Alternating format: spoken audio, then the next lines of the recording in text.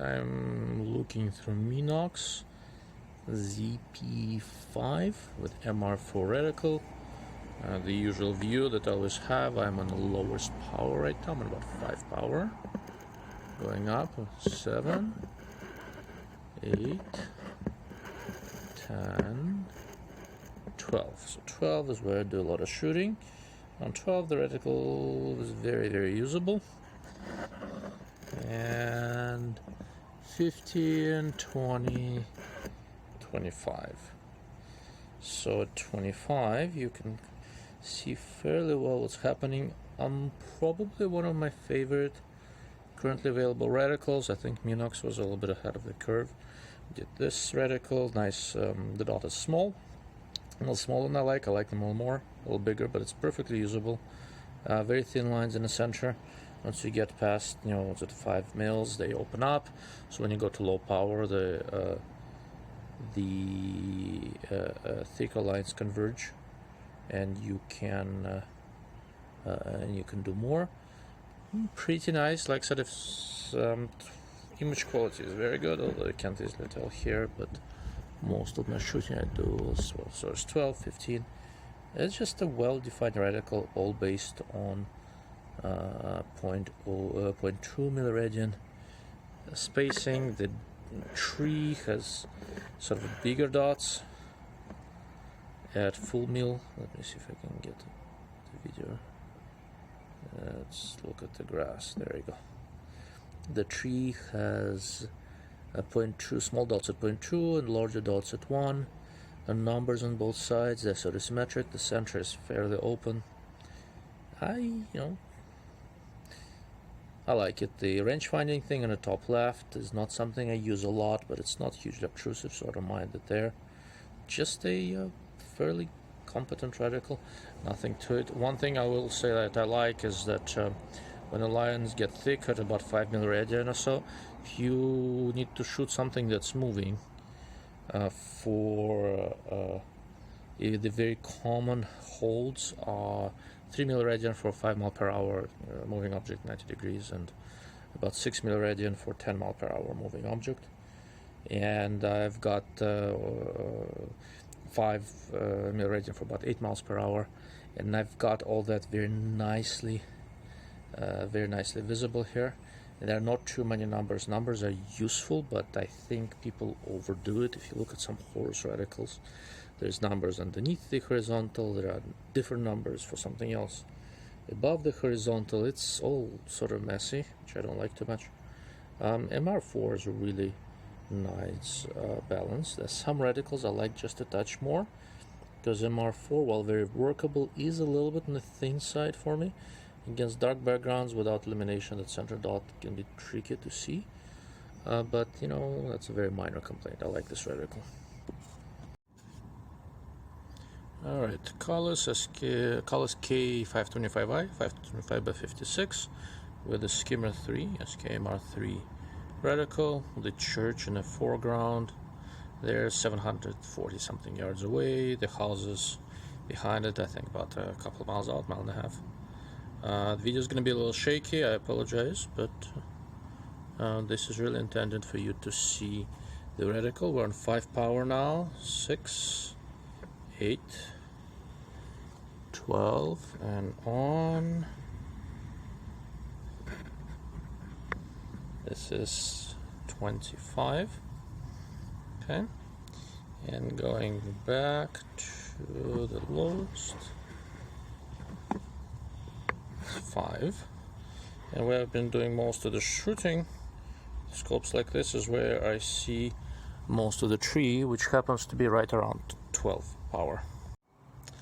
Leupold Mark 5 HD, 5-25x56, my usual scenery, church at 700 something yards, with some houses in the background. It's about 75 degrees. Air quality is not great today, it's kind of hazy. So we'll see. We're on 7 power now, so I'm gonna go up to 9, 12. 12 is where I do a lot of shooting, so this is important for me. And here, kind of like the way the reticle looks. Thick bars are beginning to come in, but the center is very uncluttered. 15, 19, 23. I'm just going by what's marked on the magnification wheel. 28 and 35. So this is the highest magnification. Naturally here it's fairly sensitive to any sort of vibration. So you will see the church. Even through this thing it actually resolves fairly well. Here's what happens if I start messing with the side focus. I can make it go blurry, make it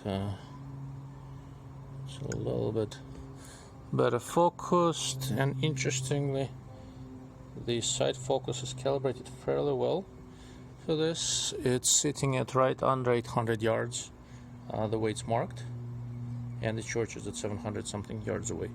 Generally I didn't talk too much about the TMR reticle. It's, you know, it's an older design, but you know, I'm old enough to remember when mil dot was common and then went to mil dot Gen 2, which is broadly similar to this with half mil marks, and that was the best thing ever. You can do good shooting with TMR if you're a turret twister. TMR works just fine. The center is open, which in general is not my favorite thing to do, but it is absolutely workable, and it's a small enough opening where you can use it on very small targets. And as you go down in magnification, excuse me, let me get that back in focus. As you go down in magnification, right, so we're at about 1918 power right now. The thick bars are starting to come in. For ranging you have some 0.1 mil hash marks if you are so inclined, and just, you know, there is something to this simple and uncluttered design. It's one of the reasons I also like the MPCT1 reticle in the Z comp, and you'll see that in a moment. There is enough there for ranging and for holds and all sort of stuff, but it's a simple reticle in principle though. So this is not obviously not designed for holding both distance and wind at the same time.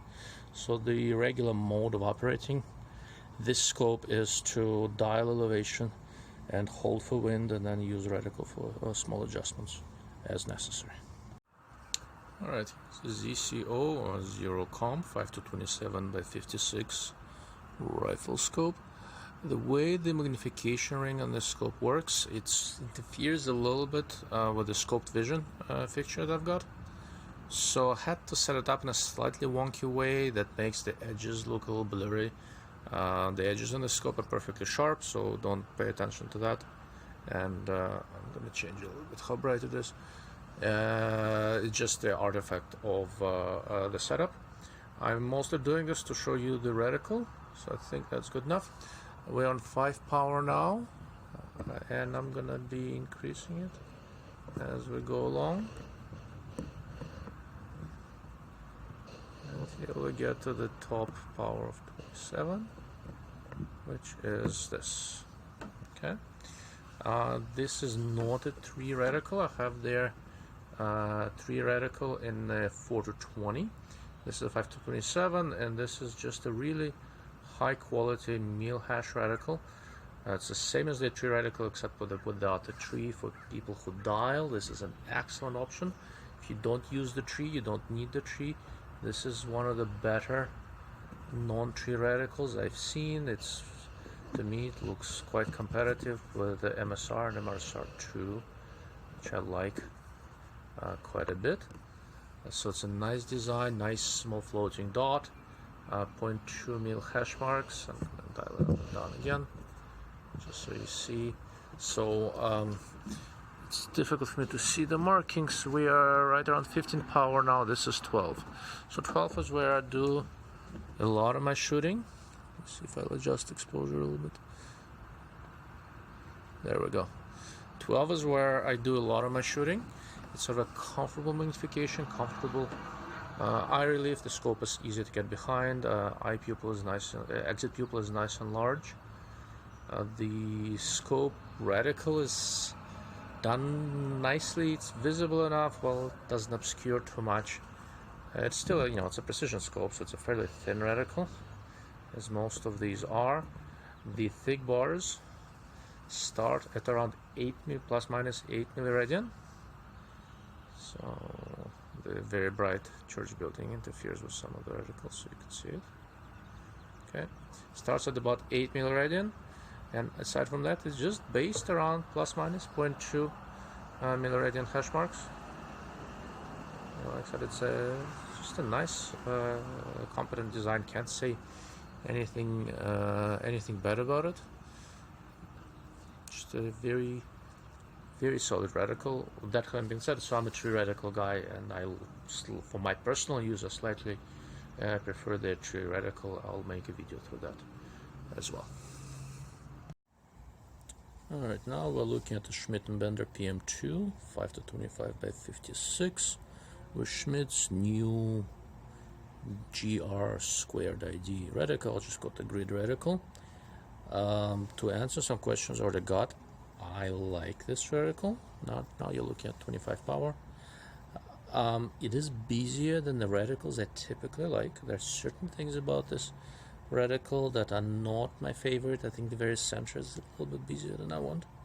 But here's the catch, right? So when I talk about reticles, it really, when I look at scopes, the reticle that is in a scope does not really affect too much my ranking of how I rank the scope. Reticles are in the eye of the beholder, and I have my preferences, so the choice of a reticle really affects whether I'm going to buy a scope, but it doesn't really make too much difference on whether on how I rank this scope. It does make a difference on whether I add it to my list of recommendations.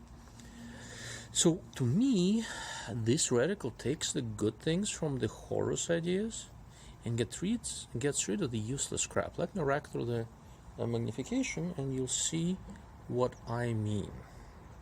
So we're on 25, I'm going down about 20, 15, 12, 10, 8, 7, 6, and 5. At 5 you see the tunneling that Schmidt gets. It's it's sort of a known thing. This is about 7, so here I got a full field of view.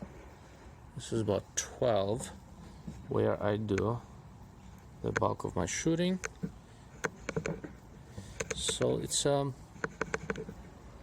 it is an interesting design. So what I like about this is that this whole grid thing is contained. It's fairly thin. It's mostly contained in the center. It doesn't have this crazy tree that goes down 30 milliradian that you would never use, right? And all of the grid that I see, going back to high power so you can see it a little bit better, at lower powers it's not as visible. When I need to use it, I have it. The center is a nice small floating dot with a little bit of open space around it. I've got some very easy ways of making corrections. And the thing that I like, so the way I tend to shoot, especially if I'm shooting a little bit further out, I dial to where I think I am, and then from that point on, I use the reticle to make small corrections, and this allows me to hold over and a hold under. And if push comes to shove, if I have multiple targets in let's say 400, 500, 600 yard range, and I don't want to dial all the time, I set my dial for the 500 one, and I have plenty of the grid to hold with the 500 yard turret setting to be able to hold at 600, 700, maybe 800 and 300. It's pretty useful. Now am I gonna rush out and buy this scope with this reticle? Probably not, right? So this is a little bit busier than I personally use. But unlike a lot of other things, I don't see this one as that much of a hindrance. Yes, it is busy, but it doesn't have crazy numbers all over the place. It doesn't have weird dots of varying sizes. It's a very predictable design. It's just an expanded milliradian reticle. And one of the things I really like a lot is that you're never aiming all that far from optical axis, right? One of the things I dislike about reticles that extend 30 milliradian down, I'm never gonna aim that close to the edge of the field of view. That's just asking for trouble. You'll have distortion, parallax, and a variety of other issues that I just don't want to deal with. This gives me 10 milliradian down, a couple milliradian up, goes left and right. Now, I would have preferred some line thicknesses to be a little bit different. I would like the central primary aiming point to stand out a little more. There's things that I would change to make it better for me personally. But honestly, I think people who like H59 and stuff like that for the grid, they should seriously consider this. This is sort of a Horus-style reticle for people who don't need all of the Horus madness, right? Anyhow, that's kind of why I like it. It's an interesting design. I see the thinking behind it. And another thing to keep in mind, I don't have the battery in this one. I'll put the battery in and do another quick snapshot through the scope. The way they illuminate this in low light, it makes it look like a much smaller, more controlled tree. So I like this thing. You know, it makes sense to me. Alright, I'm looking at the Steiner M7Xi. I just received this thing, so I haven't really had a chance to do a thorough optical evaluation, although initially there's a reasonable amount of chromatic aberration, a bit less than the Kahles, but more than some other scopes here. The reticle in this one is Tremor 3. Right now we're on 28 power. I am not going to hide my disdain for this reticle. And other than the fact that, you know, like 3/4 of it should be thrown out, I'm not gonna refrain. I'm not gonna comment on it too much. Let's just go through the magnification. 28, 24, 20, 16, 12. 12 is where I do a lot of shooting.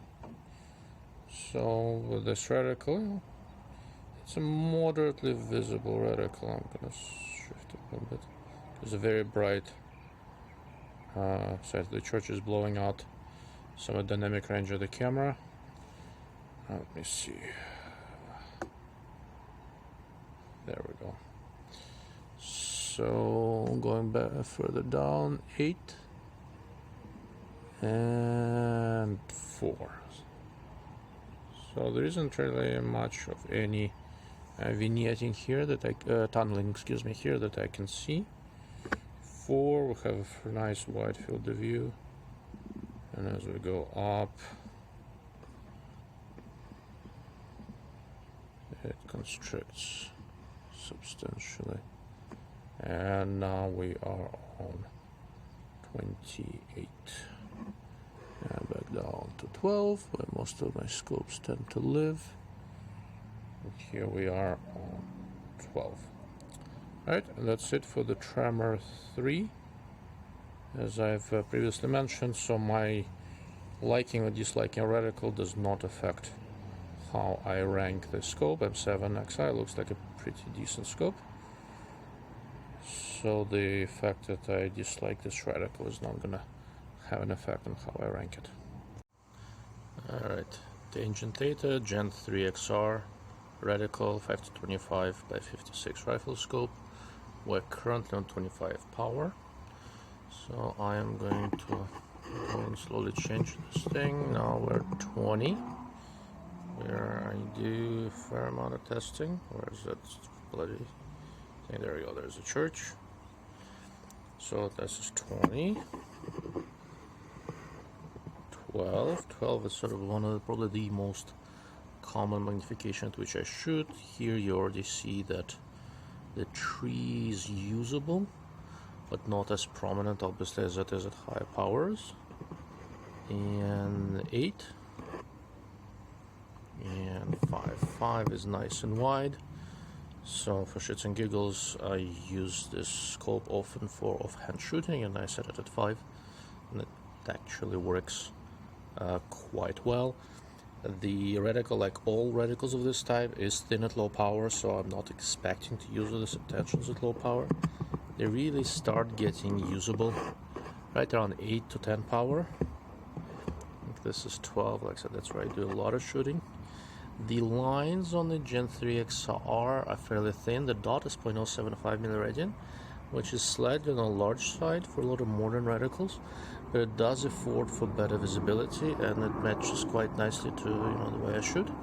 So in terms of the dot size, I generally like them between 0.05 and 0.1. 0.075 is good. 0.1 is a little coarse by modern standards, but honestly, I don't think I've ever missed a shot because the 0.1 milliradian dot blocked too much. But anyhow, so that's that. And one more time: 16, 20, 22, 25. And back down to 12, 10, 8, 5.